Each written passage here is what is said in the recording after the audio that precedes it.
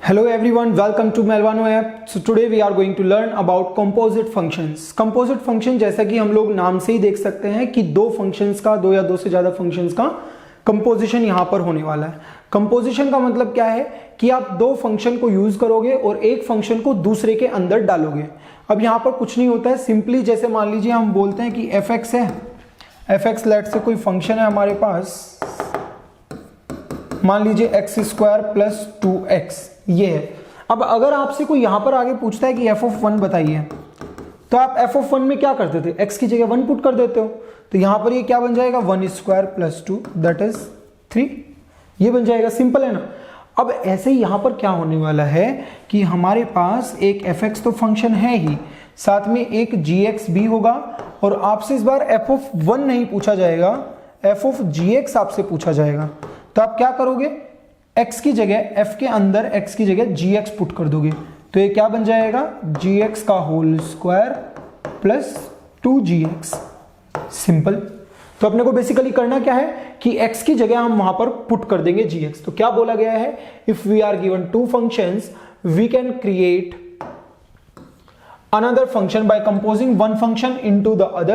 The steps required to perform this operation are similar to when any function is solved for any given value. जैसे यहाँ पर इस function को हमने x = 1 के लिए सोल्व किया है, वैसे ही हम वहां पर कंपोजिट फंक्शन में क्या करने वाले हैं, एक फंक्शन को दूसरे फंक्शन के लिए सोल्व करने वाले हैं, ऐसा आप समझ सकते हो। तो उनको हम क्या बोलते हैं, कंपोजिट फंक्शंस। अब जैसा कि यहां पर हम लोगों ने f के अंदर g को पुट किया, वैसे ही हम g के अंदर भी f को कर सकते हैं, मतलब हम g of fx भी निकाल सकते हैं, है ना। तो आप क्या कर रहे हो कि बेसिकली gx में x की जगह आप fx पुट कर दे रहे हो, तो ये g of fx बन जाएगा।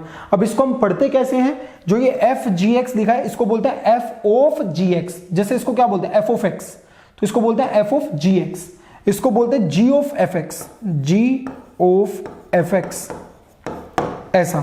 अब इनकी रिप्रेजेंटेशन और भी तरीके से हो सकती है, जैसे कि यहां पर क्या लिखा है कि f of gx is the composite function of f and gx। fx and gx का कंपोजिट फंक्शन है ये तो साफ समझ में आ ही रहा है।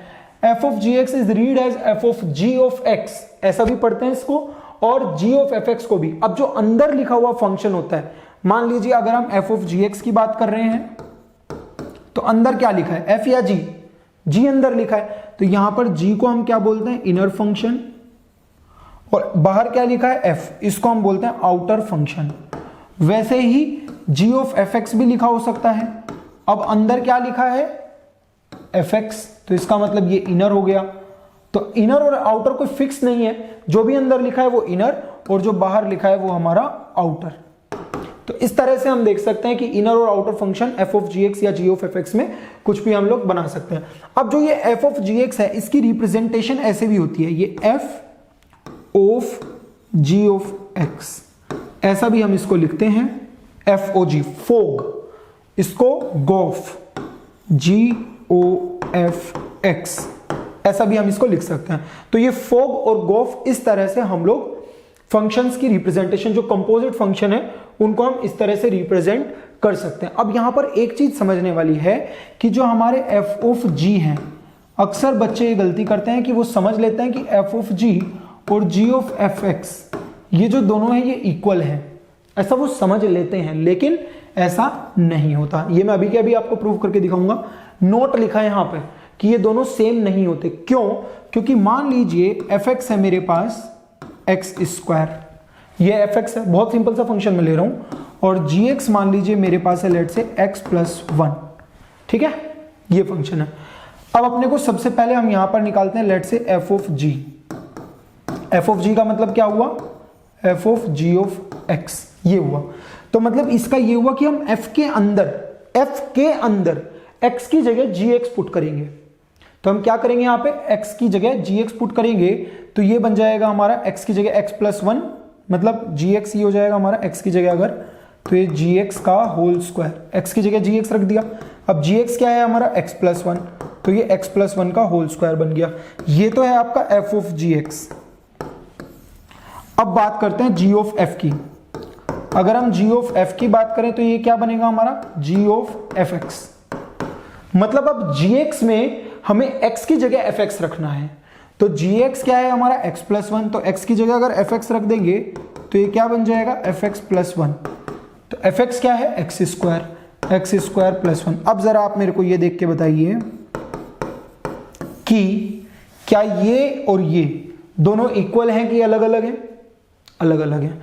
क्लियरली हम देख पा रहे हैं कि दोनों अलग अलग हैं। एक x प्लस 1 का होल स्क्वायर है, एक x स्क्वायर प्लस 1 है। हाँ, x की किसी एक दो वैल्यू के लिए बराबर हो सकते हैं, लेकिन हमेशा तो इक्वल नहीं होंगे ना। तो हम इसीलिए बोल रहे हैं कि f ऑफ g जो है ये g ऑफ f के बराबर नहीं होगा।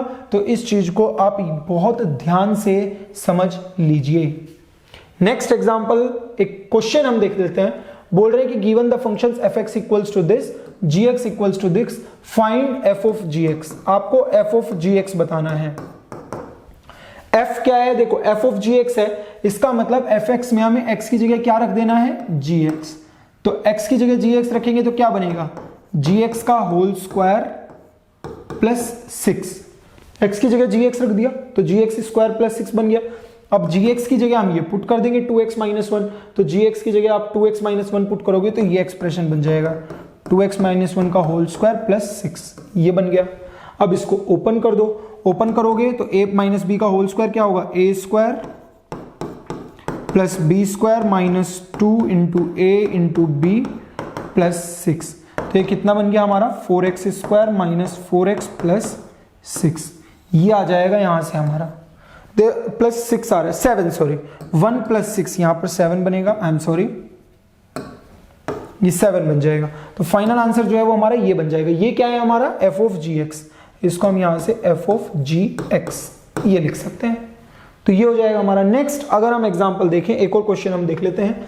बोल रहे हैं कि fx इक्वल्स टू ये है और f ऑफ x बताना है अपने को। अब यहां पर दो फंक्शन नहीं है, एक का ही दूसरे एक का उसी में कंपोजिशन किया जा रहा है।